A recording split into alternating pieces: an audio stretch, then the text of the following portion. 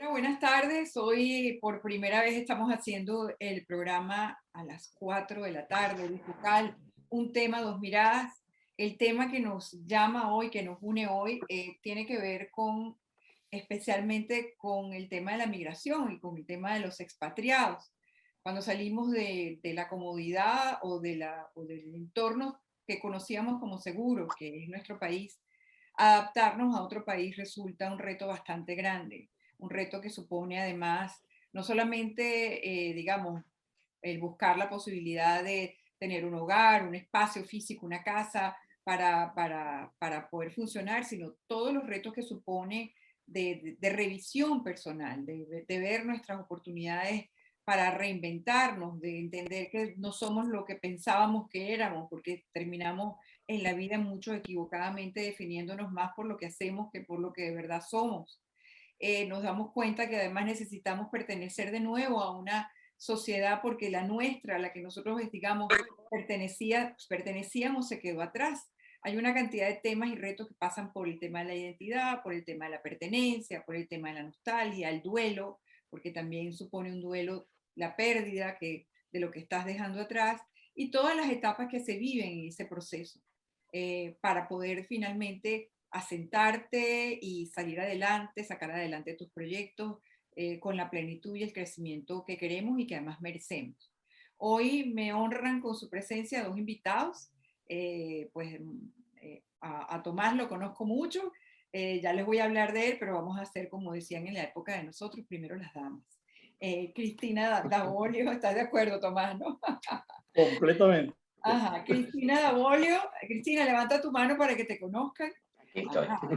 Cristina Davolio Antón es venezolana, es profesora jubilada en el área de lingüística en la Universidad Pedagógica Experimental UPEL y fue profesora invitada en la Cátedra de Discurso y Cognición en la Maestría de Estudios del Discurso de la Universidad Central de Venezuela.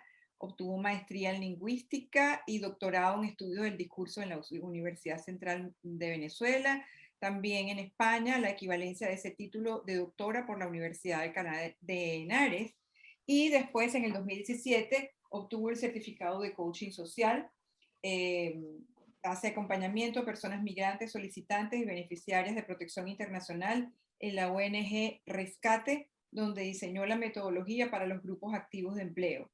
Actualmente colabora con la ONG Retos, además de llevar a cabo procesos de acompañamiento personal y grupal.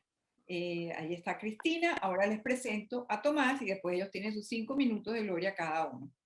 Tomás Páez, el sociólogo, coordinador del Observatorio de la Diáspora Venezolana. Muchos lo conocían por todo el trabajo que hizo apoyando y estudiando a las empresas, a los negocios internacionales y a la internalización que se hacía en esas empresas. Pero y donde, por supuesto, pues le tocó escribir y hacerse autor de cantidades de textos sobre ese tema.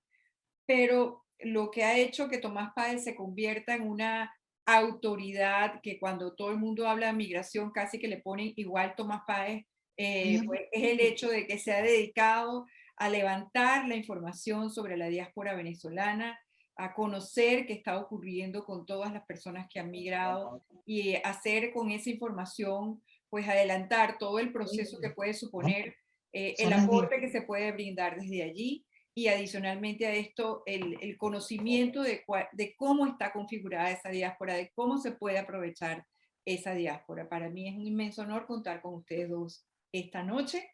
Así que tiene sus 5 minutos de gloria. ¿Quién quiere comenzar para darle su enfoque a este tema de hoy, que es apoyo emocional para expatriados venezolanos? ¿Qué necesitamos? Cristina. Muchas gracias, qué gentil. Bueno, primero agradecida por la invitación, de verdad que cuando Laura me escribió, ay, sí, claro que sí. Nunca digo que no cuando tiene que ver con Venezuela y con los venezolanos, ¿no? Y bueno, sí, estamos hoy aquí para hablar un poco de esas emociones de los migrantes, ¿no? Y del duelo migratorio, que del duelo migratorio se habla mucho, pero se hace poco. En el sentido, sabemos que existe, hay bibliografía al respecto, hay estudios, hay investigaciones, pero normalmente alguien que tiene ansiedad, que se siente mal, que está triste, que está preocupado, va al médico y no le dice, mire, usted lo que tiene es duelo migratorio, ¿no? Entonces no es algo así que la gente reconozca, se nombra, existe, pero no es algo que la gente reconozca, ¿no? E indudablemente, como todo duelo, tiene que ver con pérdidas y tiene que ver con un proceso, ¿ya? Al principio negación, después resistencia y todo eso, hasta el proceso de aceptación. Ahora bien, esto hay que hacerlo acompañado, es muy difícil hacerlo solo, ¿no?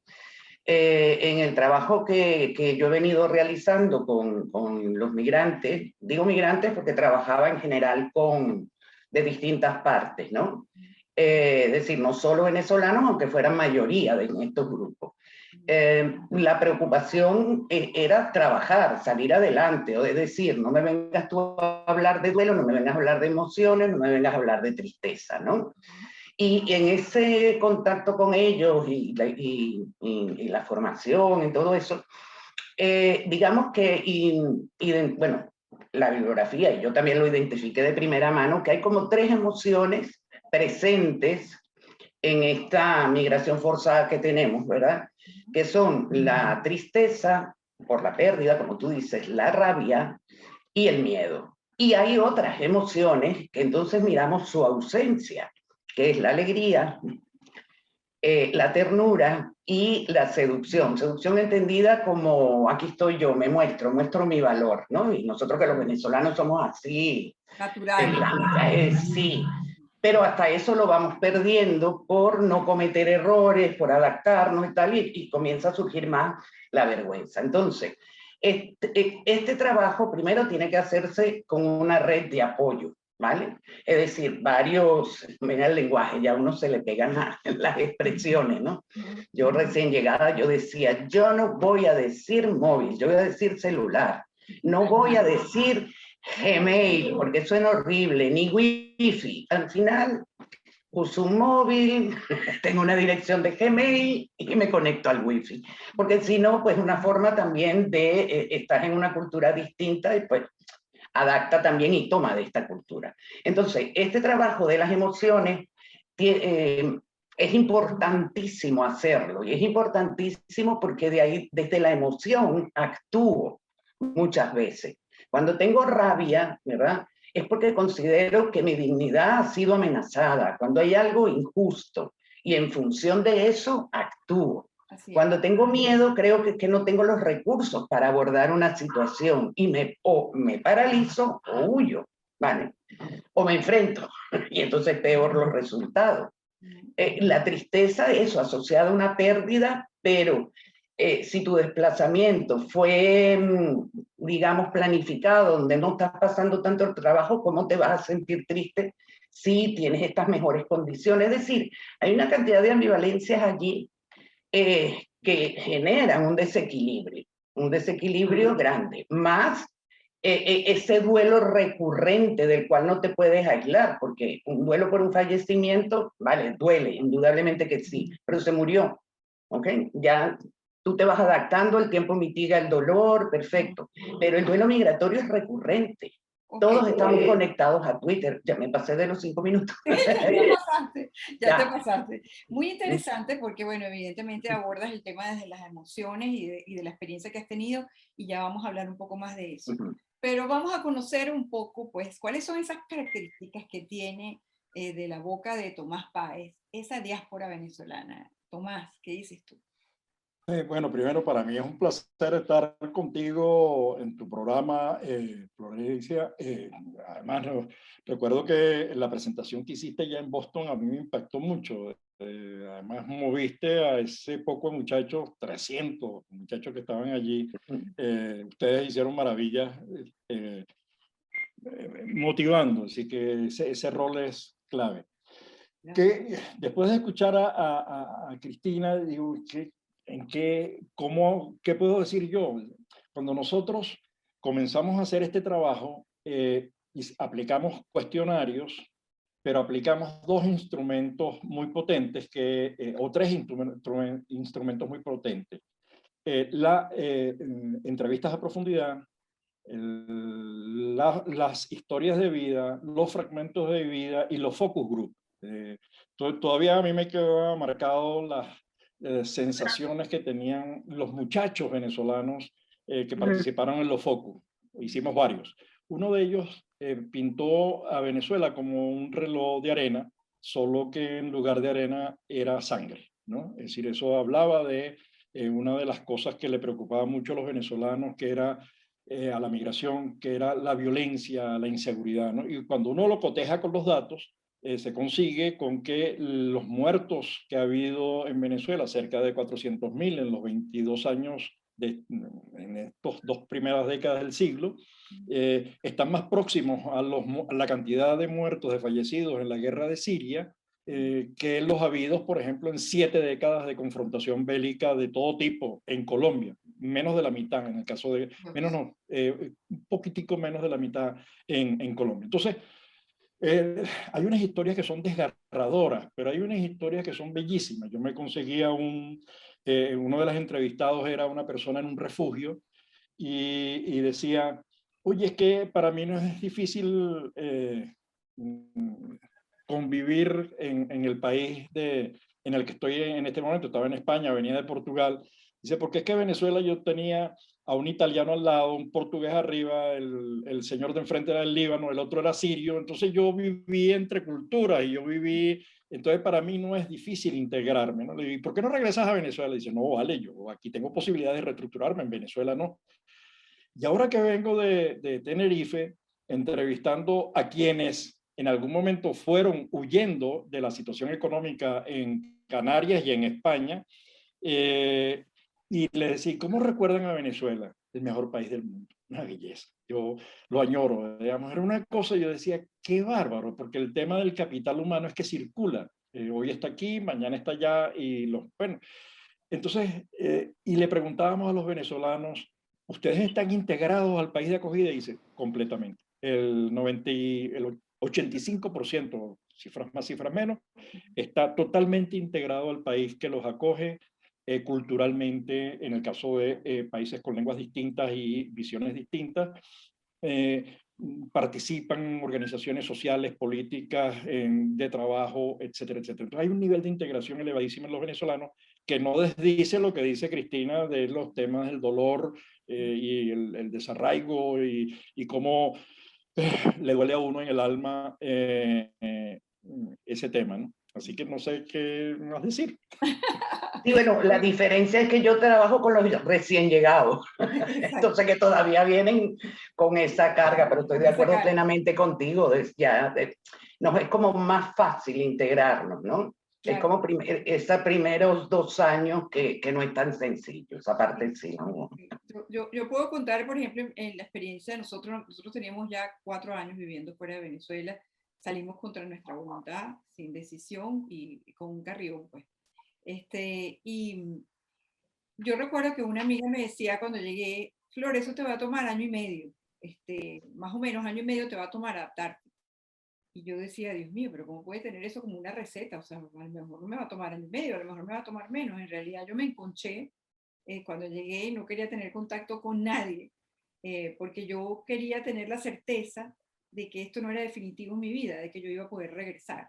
Y con esa emoción no quería tener contacto con otros venezolanos que no fueran nuestros hijos o nuestros amigos cercanos, pero personas desconocidas, venezolanas, no. Cuando pasaron como 1 año y varios meses, me recuerdo que me habían invitado recurrentemente a unos encuentros con una coach venezolana sobre distintos temas y por fin decidí ir. Cuando fui, me sentí sumamente emocionada porque todos los que estaban alrededor de mí eran venezolanos, se decía chévere, los pasapalos eran venezolanos, era el cariño que nos damos con el abrazo y el beso de entrada y de salida y de repetición, era la alegría y el compartir venezolano brillante, inteligente, chisposo, alegre, y todos estábamos en la misma condición, algunos tenían más tiempo que yo, otros estaban llegando, pero el hecho de formar parte de ese grupo, de integrarnos en ese instante como comunidad, nos hizo sentir a todos que no estábamos aquí en Miami, que por un rato estábamos en Venezuela, que podíamos seguir viviendo esa Venezuela que nosotros tenemos dentro de nosotros, que llevamos como mochila con nosotros fuera de la frontera. Y que no estábamos solos, que quizás es lo más importante, que seguíamos perteneciendo. Y de verdad que fue gratificante y positivo, y me obligó, como quien dice, a romper el cascarón y decir, bueno, aquí está este grupo, yo soy parte, y aquí voy. Y abrirme también a otras posibilidades. Yo creo que eso es un proceso que cada quien vive a su ritmo, pero creo que una de las cosas que hace más difícil el proceso de adaptación es tener, digamos, esa evolución como de oruga a mariposa, en donde te enconchas, estás como que recién mudando la piel y, no, todo te duele, todo te conecta, y después finalmente salir. ¿Cómo ha sido la experiencia, Cristina, que has tenido tú con aquellas personas que llegan, y la tuya particularmente, porque te tocó migrar? Vamos a hacerlo respuestas breves para poder seguir integrando preguntas, ¿ok? Vale. En relación con lo que tú dices, y creo que Pedro, ¿no? Ya que no tengo los lentes, sí. Debe haberlo escuchado igual. Tú te montas en el metro de Madrid y te parece estar en el metro por Plaza Venezuela, ¿no? La cantidad de venezolanos que van hablando y te da esa alegría y esa cuestión, ¿no? Sí, a mí me pasó más o menos lo mismo que a ti. Me dijeron, si aguantas el primer año, y yo decía, ¿cómo no lo voy a aguantar? Estoy en Madrid, por favor. Y es verdad, yo a los 6 meses me quería regresar, ¿no? Y una de las cosas que he visto que afectan y que me ocurrió mucho, que tú lo has mencionado antes, la pérdida de la identidad. O sea, creer que mi identidad está ya estructurada, hecha y que tiene que ver con lo que hago. Entonces yo allá era profesora universitaria, ya está, llegué aquí, no lo soy, lo perdí. O sea, yo me pierdo, me desdibujo. Entonces empiezas a tratar de encajar, no de pertenecer, de encajar. Y cuando empiezas a encajar solamente, no encaja. No es lo mismo ser parte de que intentar, tú sabes. Entonces eso de verdad que genera una incertidumbre bárbara a estas edades, hacer ese proceso migratorio y esta migración forzada. Pues tú decías, yo me vi forzada a salir, todos nos vimos forzados a salir. Aunque cada quien haya tomado su decisión responsablemente, esto más que una diáspora, en el sentido que estamos regados por el mundo, es una migración forzada. ¿Por qué? Porque hay una violación de derechos humanos, hay una crisis humanitaria y que nos ha forzado a cada quien buscar mejora. Entonces, yo no creo que nadie lo haya pasado así como que bien ese primer proceso hasta que te adaptas, indudablemente. Tomás, tú lo has vivido también, has estado viviendo fuera, ¿cuánto tiempo ya? No, lo que pasa es que yo como estoy trabajando todos los días con la diáspora y con las asociaciones diaspóricas en el mundo. Antes viajaba mucho por los países. No, digamos, yo me sentía como en casa, la verdad, no. Pero es que hay el origen de Venezuela. Es decir, Venezuela recibió migrantes de todo el mundo. Estaba hablando con un historiador en Tenerife, Manuel Hernández, que ha trabajado el tema de la diáspora canaria en Venezuela. Y uno se consigue con pueblos que fueron fundados por canarios. Entonces le digo, me voy a reunir con tal persona, y dice, esa persona es del Hierro, de origen del Hierro, de una de las islas canarias. ¿Cómo sabe usted eso? Bueno, porque ya he hecho un seguimiento a los apellidos. Entonces nosotros tenemos por todos lados. Estaba yo en Bogotá, estoy hablando con una profesora que fue directora de una de las escuelas de la Facultad de Humanidades. Le digo, ¿y cómo estás haciendo? Bueno, aquí estoy dando unas clases. ¿Y cómo te sientes? Me dice, bueno, me dice, Tomás, es que yo nací en Colombia. ¿Cómo es eso que tú naciste en Colombia? Dice, sí, yo me fui a los 10 años para Venezuela y bueno, yo venía todas las vacaciones, venía para acá. Yo pasaba 3 meses aquí. Entonces, para mí, llegar a Colombia es dejarme caer. Y una de las cosas que he descubierto ahorita con los canarios, después con los gallegos, pero también con los italianos, es que ellos iban de vacaciones comúnmente, digamos, cuando las condiciones económicas lo permitían. Entonces, Venezuela, digamos, al llegar, visitabas el país, tenías familia, tenías primos, tenías redes, tenías gente conocida, incluso tenías gente donde llegar, que después de 3 días la gente se vuelve fastidiosa, como dicen por allí, ¿no? Pero en todo caso tenías unos contactos a los cuales recurrir. Entonces yo siento que en el caso venezolano, cuando tú ves que tienes 15.000 libaneses, dices, bueno, como 15.000 libaneses en el Líbano, sí, de origen venezolano, sí, es que nosotros tuvimos muchos libaneses en Venezuela. Entonces, claro, son esas redes que fueron tejiéndose y eso facilita la reinserción, eso facilita, hoy hablaba con la gente de Colombia, tú tienes unos cuantos retornados, es decir, Barranquilla, hubo mucha gente de Barranquilla en Venezuela, mucha gente de Bogotá en Venezuela, Cúcuta no se comprende casi que sin Venezuela, entonces todo eso te modifica. Yo creo que Venezuela, el hecho de haber sido un país de migrantes, lo cambió todo. Cambia, a diferencia de Colombia, por ejemplo, que siempre fue un país de emigrantes, muy poco de inmigrantes, me imagino que les costará más, no lo sé, pero supongo que les costará más, a diferencia de los venezolanos, ¿no? Y por eso la respuesta a la pregunta, ¿estás integrado y cómo estás integrado? Incluso si hablas el idioma del país, si se trata de países con idiomas distintos, la gente se siente muy integrada. Es que yo quedé sorprendido, el 85% se siente bien al punto de eso, de no querer retornar a Venezuela, ¿no? Fíjate tú, qué interesante. Bueno, entonces entremos en la materia emocional, Cristina. Sí, Explícanos el proceso, explícanos las herramientas vale. que tú utilizas. Pero quería agregar algo a lo dicho ahorita, ¿no? Porque es verdad lo que él dice, ¿no? En ese sentido, yo soy hija de español e italiano y quizá hay muchas cosas que me pude adaptar como más rápido, ¿no? Sin embargo, la migración que está llegando actualmente, muchos de los que vinieron al principio eran hijos de, ¿vale? Pero lo que está llegando ahorita no, vienen a España por el idioma.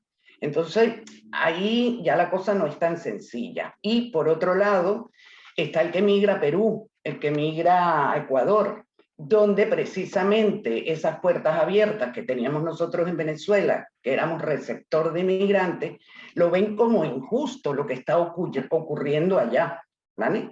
Lo ven como, oye, si yo te abrí mi puerta, ¿por qué esta xenofobia que se está desarrollando en algunos sitios?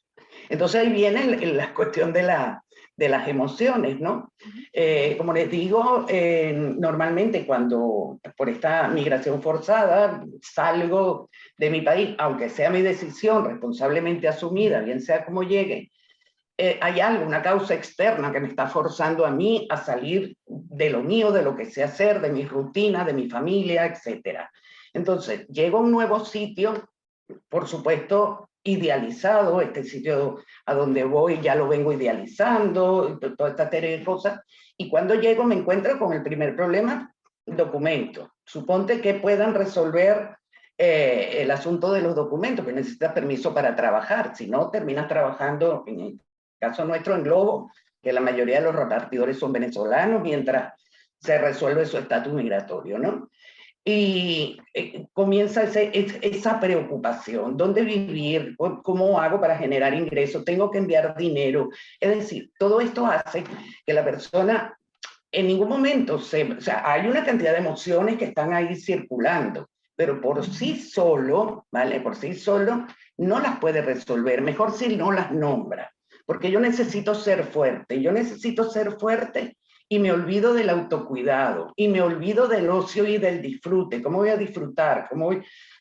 Que son necesarias, vamos, para digamos, ese estrés que estás viviendo, soltarlo también. Y entonces esta nueva realidad, aunque manejemos el mismo idioma, las carreras no se parecen. Yo conocí un chico que era bioanalista, y esa carrera aquí no existe, es una parte de otra carrera. Mira, se puso a hacer otra cosa, ¿no? Yo igual, yo aspiraba a continuar trabajando aquí en mi área, dando clases de lingüística, que me apasiona todo esto. Y mira, me tuve que ir por otro lado porque se me parecía lo del lenguaje. Yo dije, bueno, aquí el coaching está muy bien porque tiene relación con lo que yo venía investigando. Y la mayoría están así. Entonces, todo eso te genera tristeza, miedo, rabia, y entonces estas tres emociones se mezclan, no les pongo nombre, no las saco, no las afloro. ¿Y qué pasa con esto? Que comenzamos a mirar el mundo de esa manera. Entonces, el mundo es injusto, esta ciudad es injusta, o sea, no me están dejando, son ellos los que no me dejan, y ahí paso a un cierto victimismo un no puedo luchar contra esto. La tristeza, entonces lo perdido, me engancho en eso. Tengo un amigo aquí que tiene 20 años en este país y todavía le duele el estatus que tenía allá. O sea, es algo que si no lo trabajas, si no ves esto como oportunidad para seguir construyendo esa identidad, seguir abriéndote a los aprendizajes, tampoco te da mucha oportunidad de salir adelante mientras esto no se trabaje. Así es. Tomás, en el estudio que se ha hecho de esta diáspora venezolana y de, digamos, de todas las experiencias que has venido teniendo con este trabajo, ¿qué se está haciendo para brindarle apoyo a esa diáspora? ¿Qué consideras tú de valor en este terreno, en el terreno de las emociones, en el terreno del soporte? A ver, bueno, primero se vienen haciendo muchas cosas, lo vienen haciendo, nosotros tenemos en este momento más de 1000 organizaciones diaspóricas en esas 300 ciudades, porque la gente no migra a países, la gente migra a ciudades. Al final, nadie migra a Colombia, la gente migra a Bogotá, a Medellín, a Cali, etc. Ahora, lo que yo sí siento, claro, Cristina está hablando de su experiencia en el plano muy personal, digamos, en ese trabajo. En el caso mío es distinto, digamos, lo que yo veo es las respuestas más bien agregadas, ¿no? Y lo que yo siento en frases, un muchacho que recién llegado, de origen italiano, por cierto, en el centro de la ciudad, dice, tú no sabes lo que significa poder sacar el teléfono para buscar una dirección y que no tengas temor a que te lo vayan a robar, que no ser asaltado y ser objeto de... Lo ves en los muchachos jóvenes que, como tú bien dices, como señala Cristina, bueno, te tienes que pasaste de una cosa a otra, venías con esta habilidad y terminaste haciendo otra cosa, pero dice, pero es que aquí puedo tener apartamento. En Venezuela nunca, no, ni en Charallave, ni en podría haber tenido, yo pongo el ejemplo más personal, yo soy profesor titular en la central. Yo para poder viajar en avión tengo que ahorrar 40 años.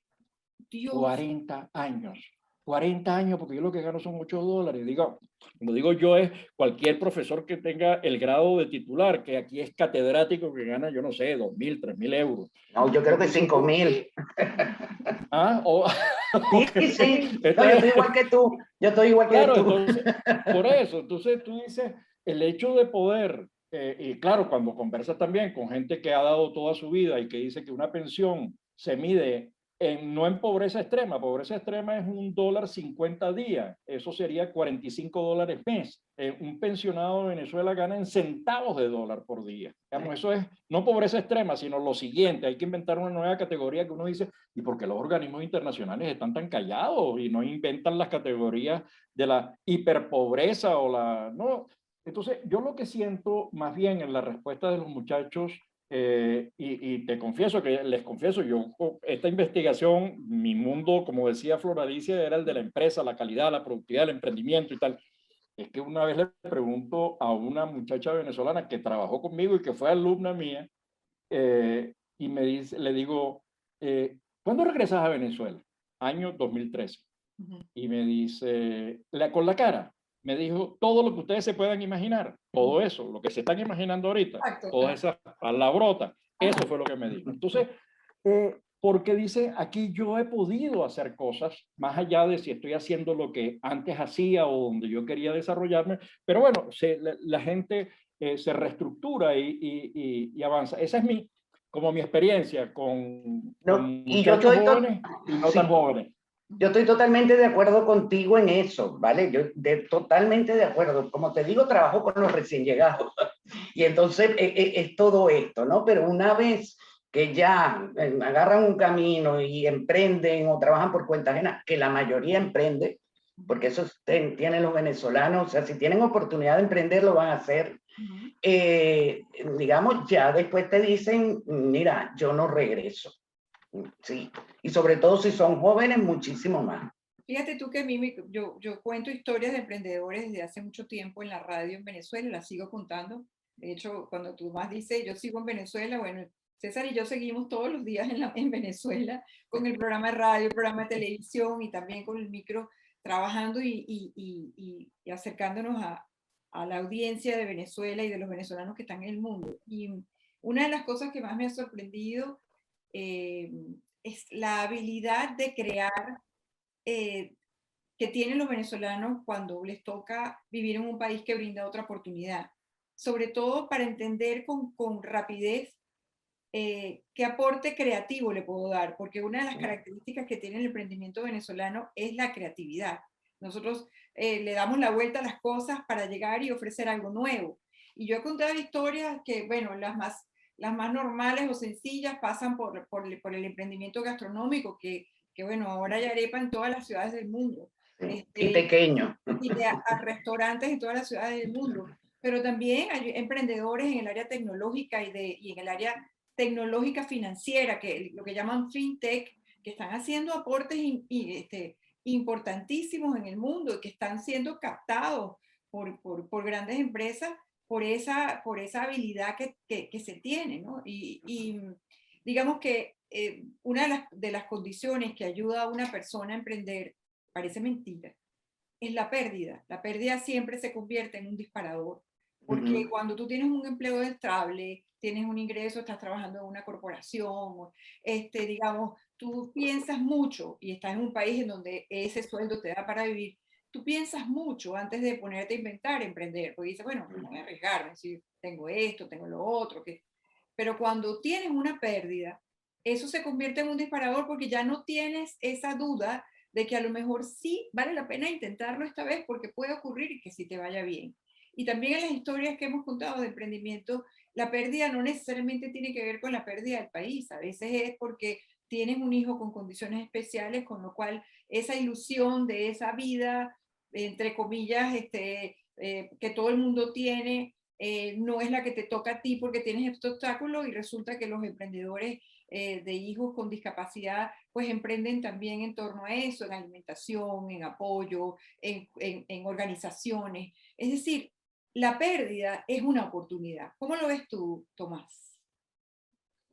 No, yo completamente. Es que estaba pensando, como vengo cargado de entrevistas, hice 22 entrevistas a profundidad en 6 días con todos esos canarios que fueron a Venezuela, repito, algunos de ellos en Cayuco, estamos hablando de casi que en Peñero llegaron a Venezuela aprovechando esa corriente de los avientos alisios entre Canarias y Venezuela. Bueno, la gente se metió en lo que, entonces tienes la producción de papa, tienes la producción de cambures, pero ahorita que hablaste de la arepa y Cristina del Tequeño, que son dos maravillosos productos culturales y alimenticios, quien diseñó la máquina para producir arepa de manera más o menos industrial es una persona de origen polaco, alemán, yo no, o austríaco, no, la verdad que no recuerdo de dónde. O si uno piensa en pinturas montanas, estás pensando en Neumann, y si uno piensa, empiezas a pensar, dices, bueno, fueron todos esos inmigrantes que llegaron a Venezuela, y si piensas en bancos, piensas en los DAO, y piensas, tú dices, era gente que venía, además en condiciones no, digamos, con muchos recursos, y sin embargo crearon, porque, y yo me río mucho, porque yo veo aquí que los venezolanos que además trabajan como locos, como decía Cristina también, son los delivery de España. Los venezolanos dicen, estos españoles sí son flojos. Pero eso mismo yo se lo escuchaba a los italianos de los canarios en Venezuela, Los estos criollos sí venezolanos. son flojos. Entonces, es lo mismo. Es decir, el problema Sí. es que tú como inmigrante la estás jugando toda. Es decir, tienes que votar el resto, tienes que hacer lo que tengas que hacer, tienes que emprender, digamos, que así que no solamente por necesidad, sino también por capacidad. Y luego tienes un país, en el caso de Venezuela, que se alimentó muchísimo de Estados Unidos, de las petroleras, de ese desarrollo de la gente nuestra, de las grandes empresas formándose en el exterior, de los programas de becas masivos en los que participaron nuestros profesores en las universidades, que además dejaron contactos y redes. Todo eso es una potencia enorme. Entonces hay un conocimiento y unas habilidades y competencias que le permiten actuar en el mundo con mucha tranquilidad. Fíjate tú, cuando tú Sí, hablas de la viveza del venezolano, de la inteligencia del venezolano, eso me recuerda que estuvimos en República Dominicana hace varios meses atrás y buena parte, yo siempre había hablado de lo bien que es el turismo dominicano, cómo atienden de bien los mesoneros, las personas que te atienden bueno, estos lugares de playa en República Dominicana.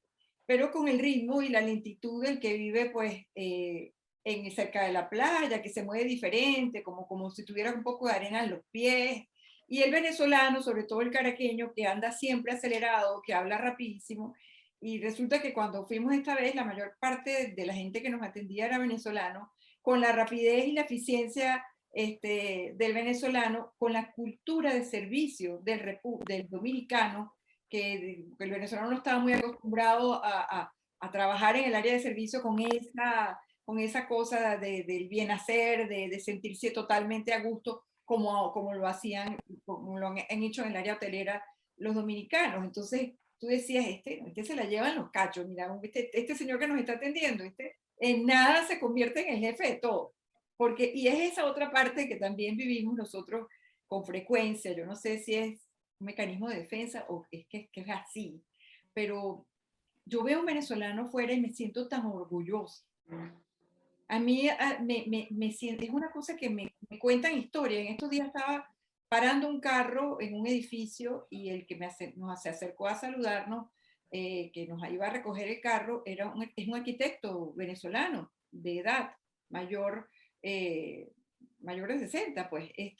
Y él estaba aquí en Miami porque sus hijos viven aquí. Y bueno, y se acogió a alguna de las estrategias migratorias que se pueda acoger una persona a esa edad. Y él nos hablaba bueno, que él estaba trabajando en eso, pero que él estaba tratando en lo posible de pasar este primer año o 2 años en ese trabajo para después hacer una certificación y terminar haciendo algo parecido a lo que él hacía como arquitecto. Es decir, es esa visión de esto es un mientras tanto, o sea, no, vamos a pensar que tenemos que echarle pichón, que en este país hay oportunidades, que yo puedo hacer esto, pero tengo una visión de que después de esto viene algo más, algo que yo quiero, algo que voy a alcanzar. ¿Cómo logramos llegar a ese estado de ánimo o apoyar a ese venezolano para que pueda montarse en ese autobús? bueno. Tira, tú me das chance. ¿Tú me das chance o tú lo dices o intervienes Dale, tú? Tomás, No, dale. Bueno, interviene no tú. sé. Como tú quieras. No, es que tengo una cosa pendiente, es que hablas de República Dominicana. Yo creo que el país, así como Colombia entendió lo que era con el estatuto, la importancia de la diáspora para el desarrollo. La diáspora en el mundo es el 3.5% de la población. Eso es que uno de cada 35 personas es migrante, uno. Pero aportan el 10% del PIB global. Es decir, ya eso da una idea de lo que es. Y República Dominicana, consciente de eso, hizo una reunión de alto nivel para atender a los ya estamos en 120.000 venezolanos en República Dominicana, porque el 70% de nuestra gente en República Dominicana tiene grado universitario para arriba. Estamos hablando de tercero, cuarto y quinto nivel. Entonces, me dijiste República Dominicana eso. Y ahora que hiciste la última pregunta, Floralicia, perdona, pero es que hay una cosa que me quedó pendiente, la había notado. Todo el mundo habla de los temas xenofóbicos, y más ahorita con la declaración de la alcaldesa de tal, el presidente de Perú, o el posible presidente del Perú, que ha dicho que va a sacar a los venezolanos. Eso no lo puedo, ni siquiera se lo cree, pero genera un odio social. Pero la xenofobia no hay que buscarla afuera. La xenofobia está dentro de Venezuela. Eso sí es verdad. El gobierno más xenófobo es el venezolano. Primero porque, y yo no sé si Cristina, que maneja el tema, nos puede hablar de alguien que dice frente en Naciones Unidas año 2018, frente a los presidentes o representantes de Colombia y Perú que están recibiendo a los venezolanos, de Chile y Ecuador que están recibiendo a los venezolanos, de Brasil que está recibiendo a los venezolanos, le dice que la diáspora no existe. Hay que tener cara de hormigón armado para mentir de esa manera. Pero además lo excluyen de las estadísticas.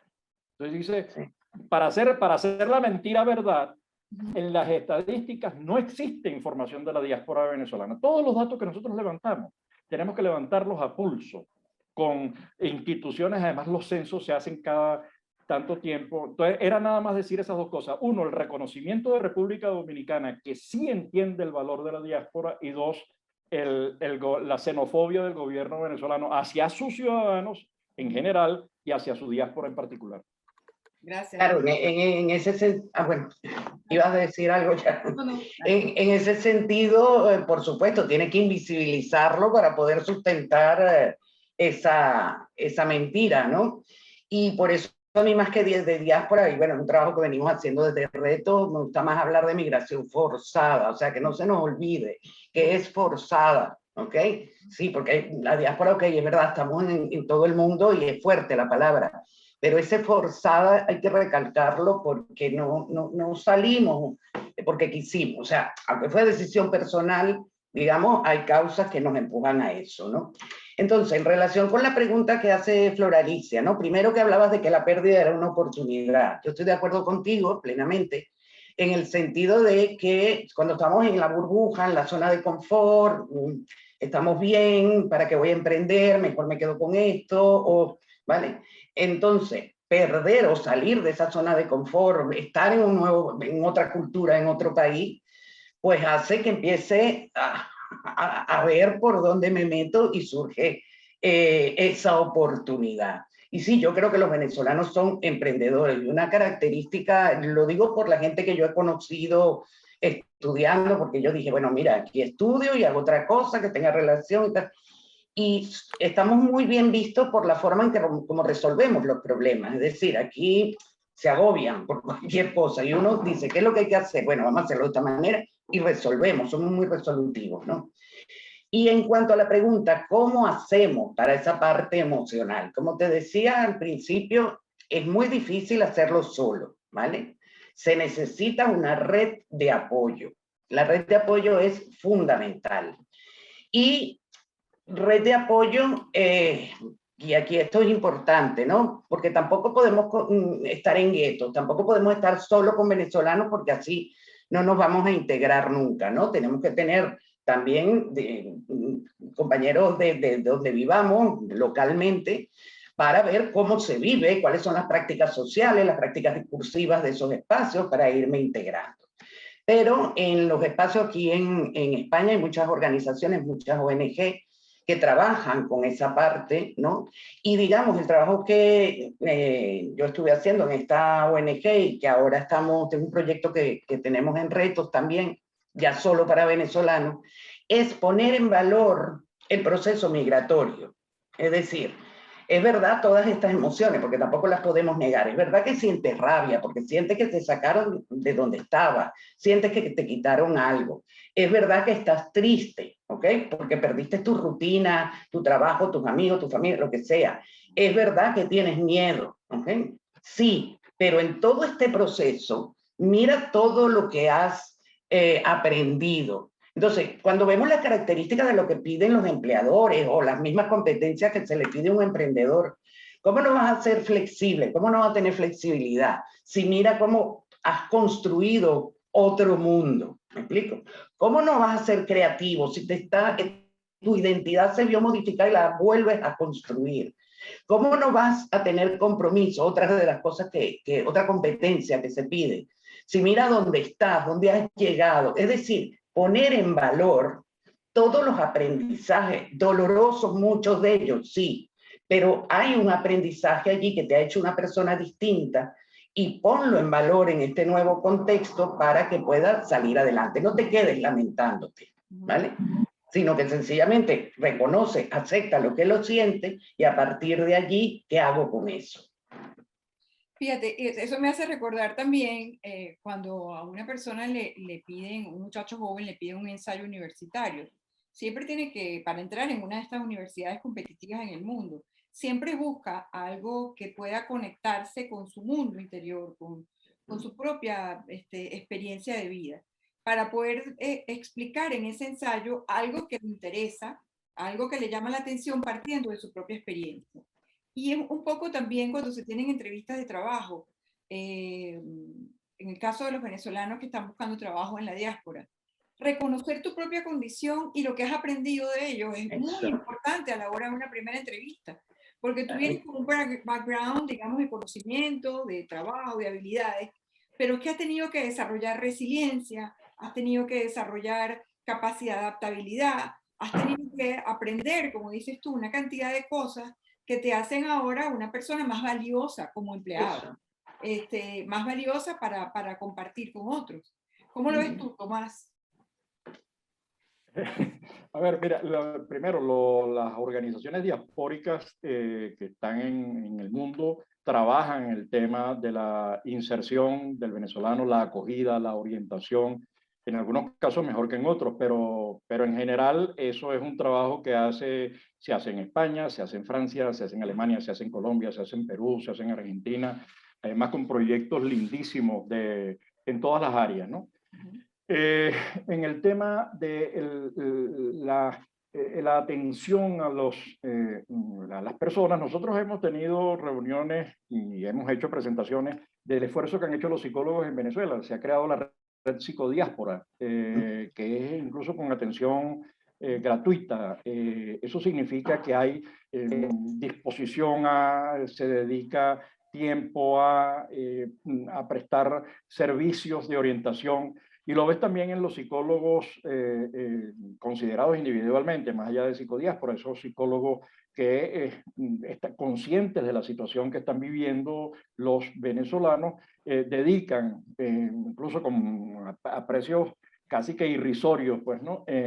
Servicios de orientación en España, en Colombia, en Carballo, en Colombia, aquí estuvimos en España, tuvimos... Tuvimos a Gonzalo. Se metió un sonido allí. Vamos a jalarlo, por favor. Con Gonzalo Gimio Padre hemos hecho actividades de orientación. Digamos que hay muchos esfuerzos en todo el mundo en el área.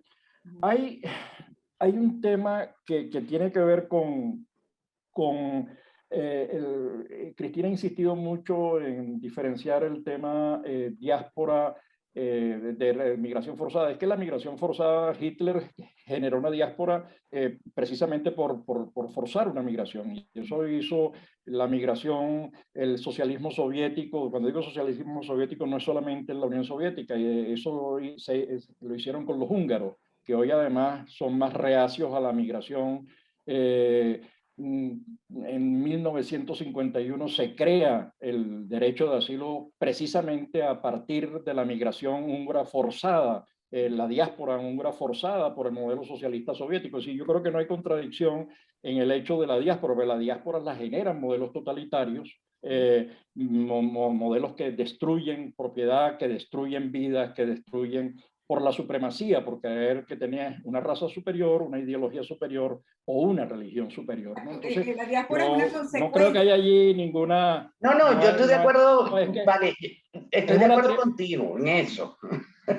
Bueno, es que lo que quiero decir es que de todo modelo totalitario, y en particular el modelo socialista, no socialdemócrata, ojo, ¿no? El socialista de inspiración marxista, que es el que hay en Venezuela, por lo menos de inspiración, más allá de las dudas que haya de parte de alguna gente, uno de los atributos es así como si un carro siempre tiene 4 ruedas, ¿no? Por lo general, o una moto 2, todo modelo socialista tiene diáspora. No existe modelo socialista que no herede diáspora y no existe modelo en donde se haya intentado implantar el socialismo en el que no se haya producido diáspora, ¿no? Guatemala, El Salvador, Nicaragua, Colombia con la FARC y el ELN, Perú, que antes se habló de Perú. Nosotros fuimos el tercer país de destino de la migración peruana producida por Sendero Luminoso y Tupac Amaru. Entonces, que son movimientos que intentaron imponer el marxismo maoísta, además, en la zona de Perú, que generó desplazados y expulsó ciudadanos. Entonces, toda imposición totalitaria expulsa por diseño, digamos, es así como todo carro tiene 4 ruedas, bueno, todo socialismo genera racionamiento y diáspora. Diáspora, no, y estoy de acuerdo contigo en eso que señalas. Sin embargo, O sea, cuando tú ves, a ver, ¿qué es lo que preocupa? Y digamos que esto no es mío, esto viene de discusiones que hemos llevado en Retos, fundamentalmente, en la ONG Retos.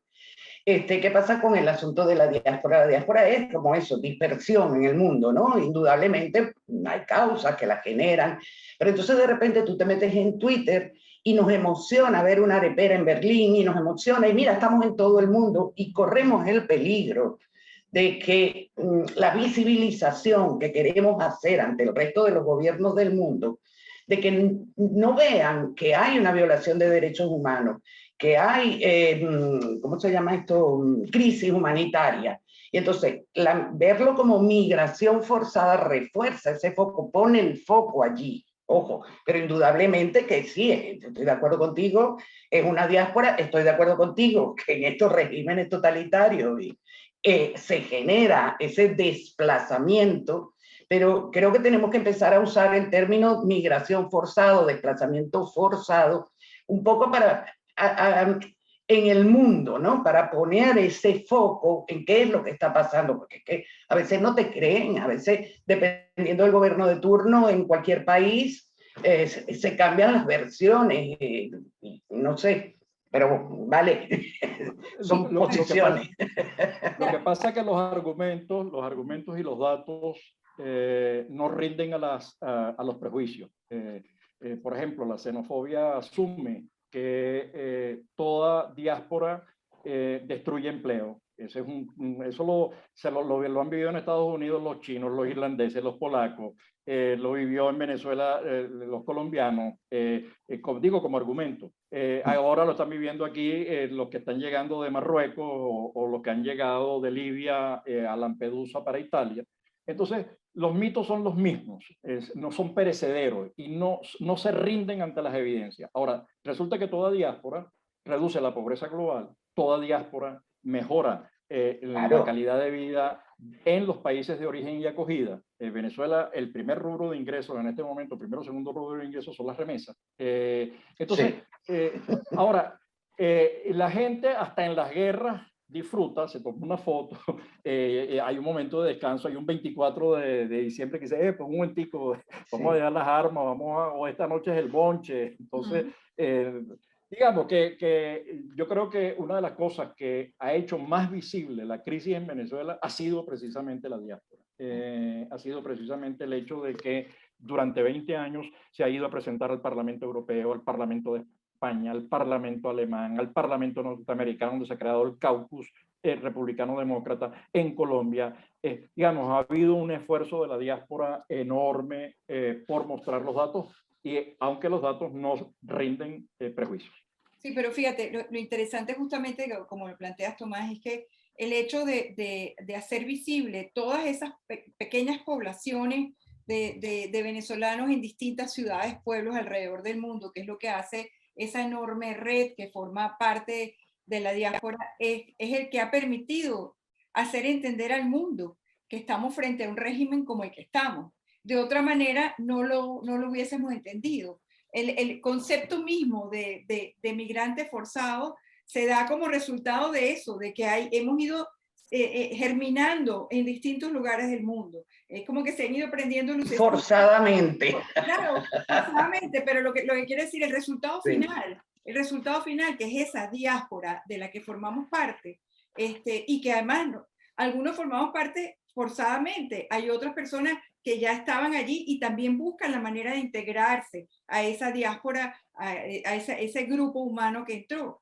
Lo interesante de todo esto es que cuando asumimos la diáspora como expresión, lo que estamos hablando es de la posibilidad de poderle ofrecer a ese grupo humano en general, a esa enorme red, no solamente información, conocimiento, apoyo, sino también la posibilidad de que podamos recoger de ellos cantidad de capacidad, información y al mismo tiempo habilidad de vuelta, como decía Tomás al principio. Por ejemplo, tú me dirás, Tomás, pero la migración de la India, que viajó alrededor del mundo, pero muchos de ellos se establecieron aquí en Estados Unidos, se empezaron a formar en el tema de la atención al cliente en el área telefónica y después hubo un gran empresario, una persona que se vino prácticamente sin nada aquí a Estados Unidos, después se fue a vivir a la India y creó todo el servicio de atención telefónica al cliente, y ahorita tú levantas el teléfono para hacer una llamada a una tarjeta de crédito o a alguna de estas empresas, y el que te contesta del otro lado es en la India, parece que fuera aquí en Estados Unidos, pero es en la India, y ha significado la posibilidad de crecer. Estaba leyendo hoy también, no sé quién lo estaba comentando en la prensa, que se prevé que el aporte de los migrantes venezolanos en Colombia en el PIB va a ser del 0.3%, o sea, que parece poco, pero es bastante. No, pero es que está, lo decía al principio, el 3.5% de la población mundial es diáspora, vive fuera del país de origen y aporta el 10% del PIB. En el caso latinoamericano, Roraima en Brasil, que ya está, digamos, comprobado. En el caso de Colombia es mucho más que eso, porque además habría que sumar otras cosas, pero ya está comprobado. En Perú está comprobado y en Chile también está comprobado por las propias instituciones de gobierno y por el sector privado. Es decir, es que no hay forma de evadirlo, el tema del aporte que hace la diáspora. Y el ejemplo que tú ponías de la India es uno de los fundamentos de nuestro trabajo.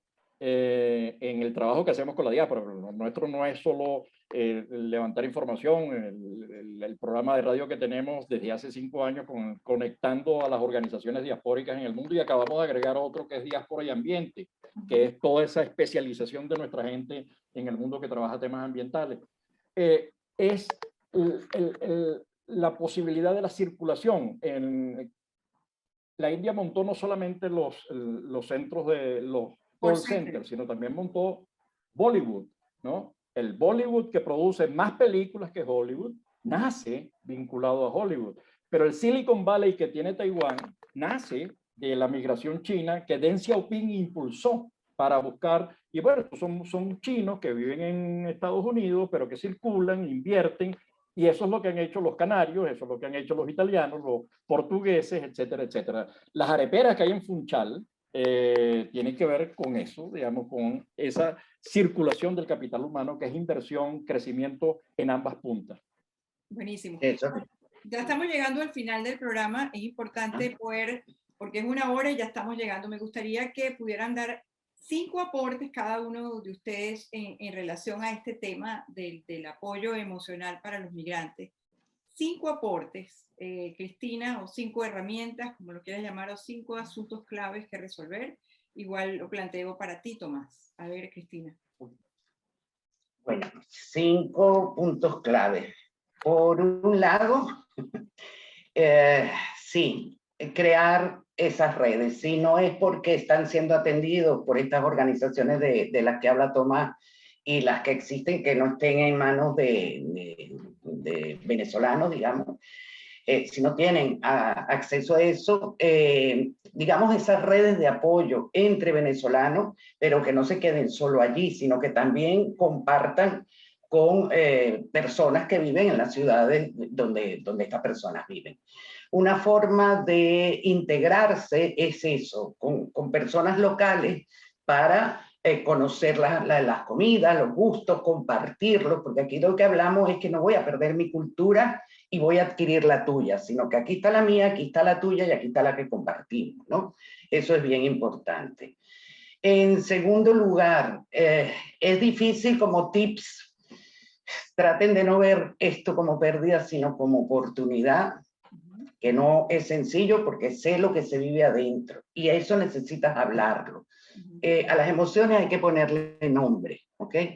Porque estoy triste, y estoy alegre, que no pasa nada, que no tengo por qué sentir culpa porque esté compartiendo y riéndome mientras mi familia o amigos están en Venezuela pasando trabajo, no tienen que comer, tal, porque yo esto también lo necesito, ¿me explico?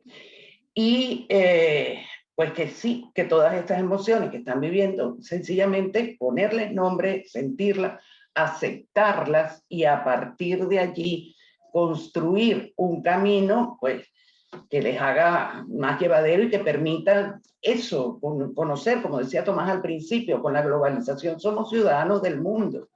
no verlo tan así, que esto también puede ser una oportunidad si se lo plantean. Claro. ¿Qué dices tú, Tomás?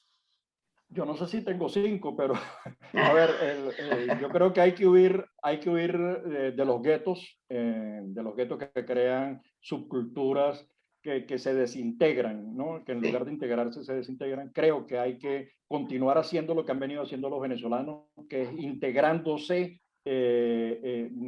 incluyéndose, no excluyéndose en los procesos 3. Yo creo que la organización, las organizaciones diaspóricas que existen, recurrir a ellas en caso de sentirse aislado, crearlas es otro mecanismo, porque los venezolanos, a mí me preguntaron una vez, ¿tú no crees que los venezolanos somos muy desorganizados? Porque en Venezuela teníamos el hogar gallego, la Casa Italia en 9 estados, el hogar canario, tal.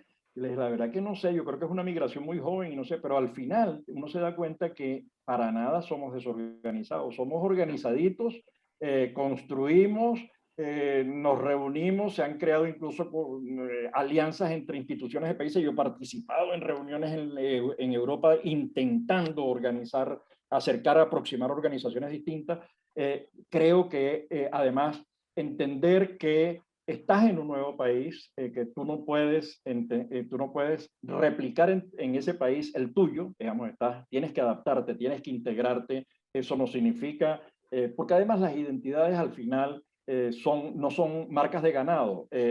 Al final las identidades son procesos de desarrollo. A mí me encantan los Beatles. Yo disfrutaba mucho César Miguel Rondón la primera parte, o al final cuando cerraba el programa siempre había un Beatle en el medio. Entonces, oye, qué maravilla, porque a mí me gustan los Beatles, pero también me gusta Oscar de León, y también, entonces yo soy un producto de todas esas cosas. Yo creo que los venezolanos somos producto de todas esas cosas, que no perder esa capacidad de esponja, de absorber de todos lados, enriquecernos y seguir creciendo. Así es. Y yo voy a agregarles algo, porque he descubierto ese poder que tiene la historia. Es bueno escribir tu propia historia, así sea una página o 2, porque escribiendo tu propia historia de lo que te ha tocado vivir, de lo que eres, de lo que sientes, incluso de lo que dejaste, y de lo que esperas, vas a descubrir probablemente enormes claves en ese proceso que te van a permitir contarla de otra forma. Vas a darte cuenta que lograste esto, como dijiste tú, Cristina, en algún momento, que estás integrado en tal cosa, que tienes tal oportunidad por delante, que estás brindando un apoyo a alguien que se quedó en Venezuela con lo que tú estás pudiendo producir. Es decir, hay una cantidad de cosas que puedes listar en esa historia, y que al final, cuando la cuentes, en vez de empezar por la pérdida, arranca por allí. Ese arranque puede ser distinto. Gracias, Tomás Páez, un enorme placer tenerte con nosotros. Hay mucho que hablar contigo. Por favor, comparte con Laura y el equipo algunos de los vínculos que te parezca interesante compartir con la audiencia de esas organizaciones de las que has mencionado. Lo mismo digo, Cristina, para aquellas organizaciones, de manera de que la gente que se ha sumado hoy pueda tener ese apoyo y ese material. Gracias, Tomás, gracias, Cristina, y gracias. Gracias a ti. Gracias. Y encantada, Tomás, de haber compartido contigo este rato también. Igual, Cristina, de verdad que sí. Y ya sabemos que estamos aquí, que podemos hacer cosas. Seguro, Gracias. seguro. Un abrazo. Gracias, Laura.